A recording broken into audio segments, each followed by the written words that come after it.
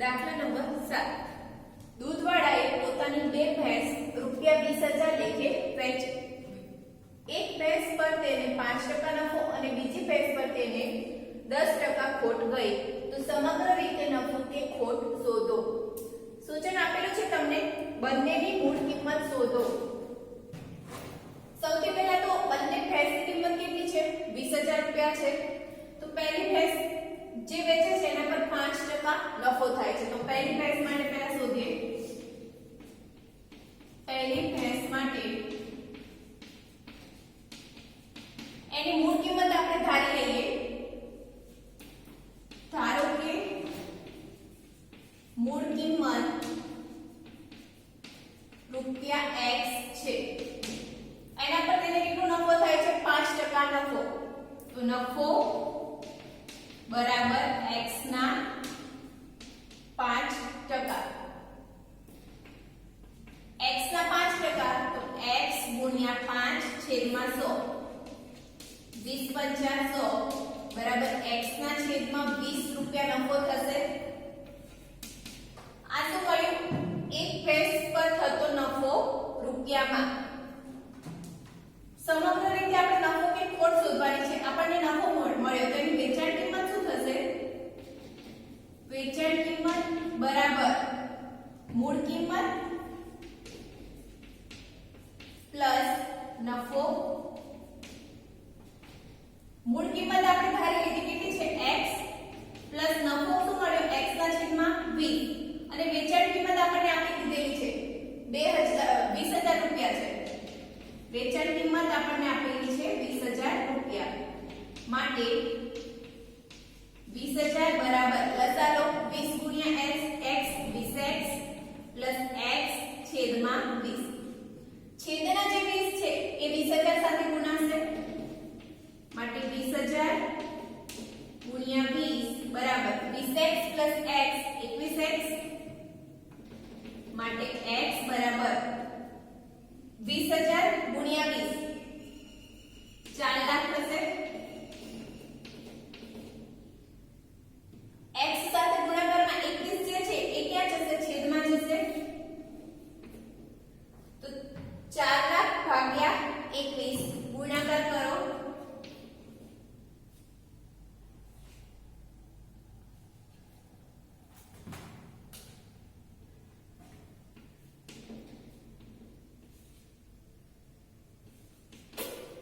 ₹47.6.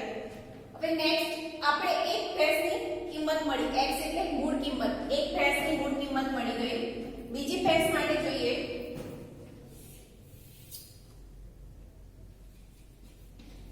બીજી ભેંસ માટે એની મૂળ કિંમત આપણે y ધારી લઈએ. ધારો કે મૂળ કિંમત y છે અને એના પર 10% ખોટ જાય છે. ખોટ કેટલી જાય છે? 10% ની. માટે ખોટ બરાબર y ના 10%. તો y ગુણ્યા 10 છેદમાં 100. એક 0 કેન્સલ. y ના છેદમાં 10 રૂપિયા ખોટ ગઈ. બીજી ભેંસ માટે ખોટ શું થશે? y ના છેદમાં 10 રૂપિયા. હવે એની વેચાણ કિંમત શોધીએ. તો વેચાણ કિંમત બરાબર જો ખોટ જતી હોય તો વેચાણ કિંમત શું થશે? મૂળ કિંમત માઈનસ ખોટ. વેચાણ કિંમત બરાબર મૂળ કિંમત માઈનસ ખોટ. વેચાણ કિંમત કેટલી છે? આપણને આપી દીધેલી છે બંનેની 20,000 છે. મૂળ કિંમત આપણે બીજી ભેંસ માટે શું ધારી? y માઈનસ ખોટ કેટલા રૂપિયા મળી? y ના છેદમાં 10 માટે 20,000 બરાબર લસાલો 10 ગુણ્યા y 10y માઈનસ y છેદમાં 10. 10 20,000 સાથે ગુણાશે. 20,000 ગુણ્યા 10 બરાબર 10y વત્તા y 9y. y સાથે જે 9 ગુણાકારમાં છે એ આના આખાના છેદમાં જશે માટે y બરાબર આ છેદમાં ગયા અને આ બંનેનો ગુણાકાર કરો. 20,000 ગુણ્યા 10 2 લાખ. 2 લાખ ભાગ્યા 9 કરો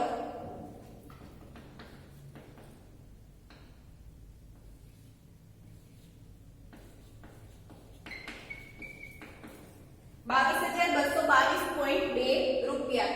તો y આપણે શું ધાર્યું તો બીજી ભેંસની મૂળ કિંમત, તો બીજી ભેંસની મૂળ કિંમત શું થશે 22,222.2 રૂપિયા. એક ભેંસની કિંમત 19,047.6 રૂપિયા. એક ભેંસની મૂળ કિંમત બરાબર 19,047.6 રૂપિયા. બીજી ભેંસની મૂળ કિંમત બરાબર 2222.2 રૂપિયા. બંને ભેંસની મૂળ કિંમત મળી ગઈ.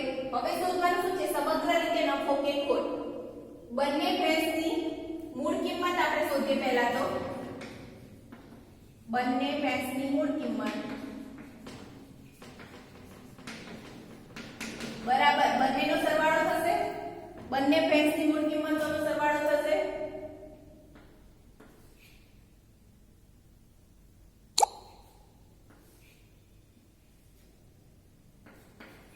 41,269.8 રૂપિયા.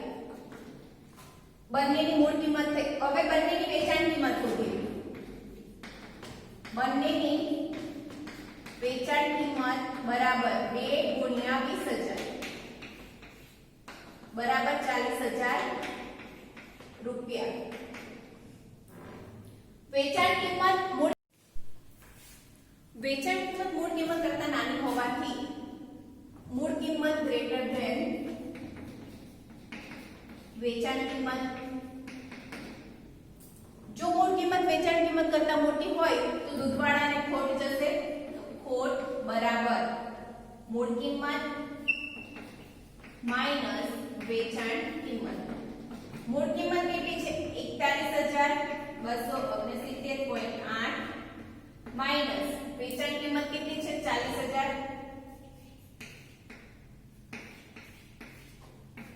41,269.8 માંથી 40,000 બાદ કરો તો 1269.8 રૂપિયા.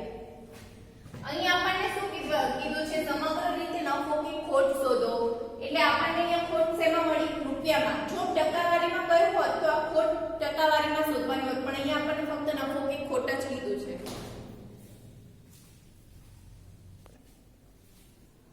દાખલા નંબર 8. એક ટીવીની કિંમત રૂપિયા 13,000 છે. તેના પર 12% જીએસટી લગાડવામાં આવેલ છે. જો વિનોદને ટીવી ખરીદવું હોય તો તેણે કેટલી રકમ ચૂકવવી પડે? ટીવીની કિંમત આપેલી છે કેટલી છે 13,000 રૂપિયા. જીએસટી વાળા દાખલા આપણે આગળ ઉદાહરણમાં જોયા. જીએસટી એટલે જે આપણને કિંમત આપી છે વસ્તુની એના પર 12% જીએસટી લાગે છે. તો ટીવીની કિંમત આપેલી છે. ટીવીની કિંમત બરાબર રૂપિયા 13,000. જીએસટી કેટલો છે 12% જીએસટી લગાડવામાં આવે છે. માટે જીએસટી રૂપિયામાં શોધવું હોય તો જીએસટી બરાબર 13,000 ના 12%. 13,000 ગુણ્યા 12/100. 130 ગુણ્યા 12 બંનેનો ગુણાકાર કરો 1,560 રૂપિયા. જીએસટી કેટલો થશે 1,560 રૂપિયા. માટે ટીવી ખરીદવું હોય તો કેટલી રકમ ચૂકવવી પડે? માટે વિનોદને ટીવી ખરીદવું હોય તો ચૂકવવી પડતી રકમ બરાબર ટીવીની જે કિંમત છે એ 13,000 રૂપિયા પ્લસ જીએસટી કેટલો લાગુ પડ્યો 1,560.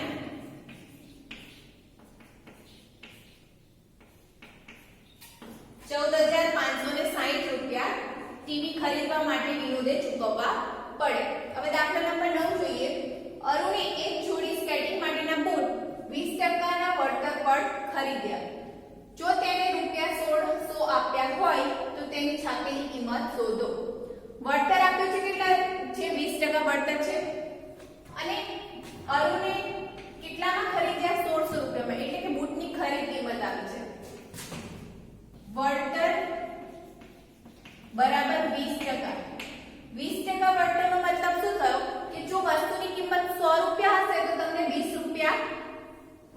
બાદ મળશે વળતર 20% માટે 100 રૂપિયાની વસ્તુ પર વળતર 20 રૂપિયા 100 રૂપિયાની વસ્તુ પર વળતર 20 રૂપિયા મળે છે માટે 100 ની વસ્તુની વેચાણ કિંમત 100 ની વસ્તુની વેચાણ કિંમત બરાબર 100 માઈનસ 20 બરાબર 80 રૂપિયા થશે જો તમને 20 રૂપિયા વળતર મળતું હોય તો 100 રૂપિયાની વસ્તુ કેટલામાં મળશે 80 રૂપિયામાં મળશે પણ વસ્તુ એટલે કે બૂટ કેટલામાં આપણને 1600 રૂપિયામાં મળે છે એનો મતલબ કે 80 રૂપિયા વેચાણ કિંમત હોય 80 રૂપિયા વેચાણ કિંમત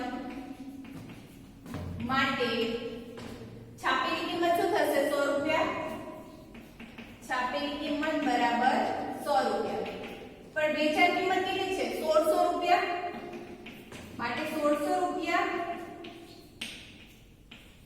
વેચાણ કિંમત હોય તો બૂટની છાપેલી કિંમત બરાબર 1600 ગુણ્યા 100 છેદમાં 80 20 ગુણ્યા 80 1600 અને 20 ગુણ્યા 100 2000 માટે બૂટની છાપેલી કિંમત કેટલી હશે 2000 રૂપિયા માટે બૂટની છાપેલી કિંમત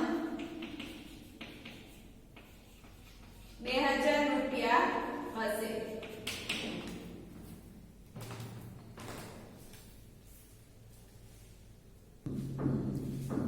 દાખલા નંબર 10 મેં ₹5400 માં હેર ડ્રાયર ખરીદ્યું જેમાં 18% જીએસટી લાગ્યો હતો જીએસટી પહેલાની કિંમત શોધો હેર ડ્રાયર કેટલામાં ખરીદે છે 5400 માં અને જે 5400 રૂપિયા છે એમાં 18% જીએસટી સામેલ છે તો આપણે 18% જીએસટી એનો મતલબ શું થયો કે જો વસ્તુની કિંમત 100 રૂપિયા હશે તો એના પર બીજા 18 રૂપિયા જીએસટી લાગશે તો ધારો કે વસ્તુની કિંમત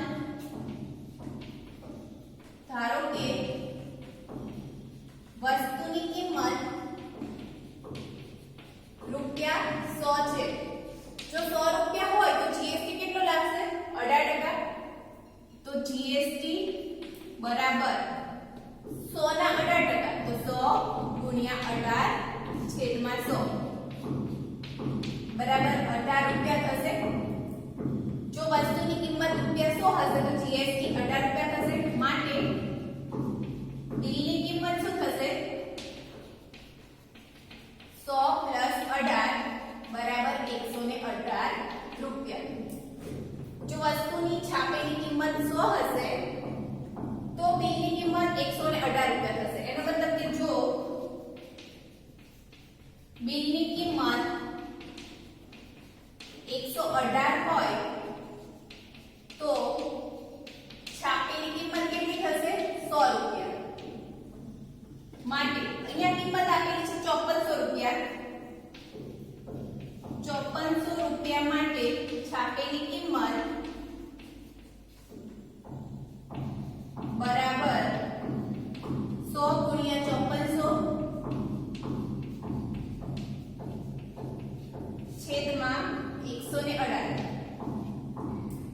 59 ગુણ્યા 2 118 અને 2700 ગુણ્યા 2 5400 2700 ગુણ્યા 100 છેદમાં 59 બંનેનો ભાગાકાર કરો 2,70,000 ભાગ્યા 59 વિડિયો પોઝ કરો રફ નોટમાં બંનેનો ભાગાકાર કરો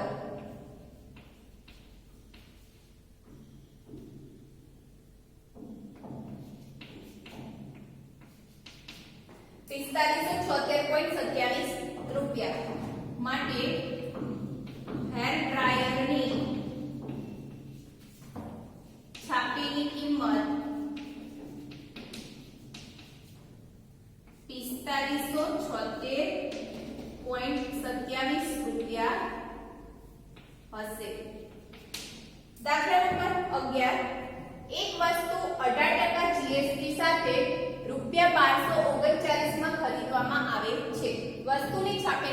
શોધો.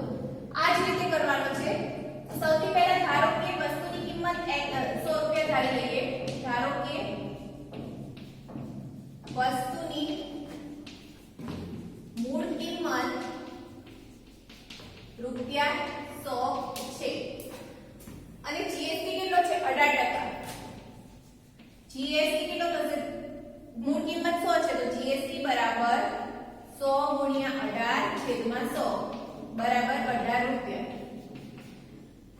જીએસટી 18 રૂપિયા થયો 100 ની વસ્તુ પર, તો એની ખરીદ કિંમત કેટલી થશે? માટે બિલની કિંમત અથવા તો ખરીદ કિંમત, બિલની કિંમત બરાબર મૂળ કિંમત પ્લસ જીએસટી, તો 100 18 118 રૂપિયા. જીએસટી સહિત બિલની કિંમત 118 રૂપિયા. તો ત્રિરાશિ 118 રૂપિયા બિલની કિંમત હોય, બિલની કિંમત માટે છાપેલી કિંમત કેટલી થશે? 100 રૂપિયા થશે. 118 બિલની કિંમત હોય તો છાપેલી કિંમત 100 રૂપિયા. તો આપણને બિલની કિંમત આપેલી છે 1239. તો 1239 રૂપિયા બિલની કિંમત માટે છાપેલી કિંમત બરાબર 100 ગુણ્યા 1239 છેદમાં 118.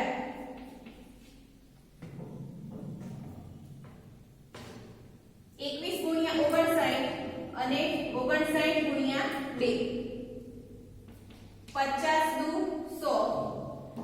21 ગુણ્યા 5 105 અને 50 છે એટલે 0 આવશે પાછળ, માટે છાપેલી કિંમત 1050 રૂપિયા. માટે વસ્તુની છાપેલી કિંમત 1050 રૂપિયા હશે.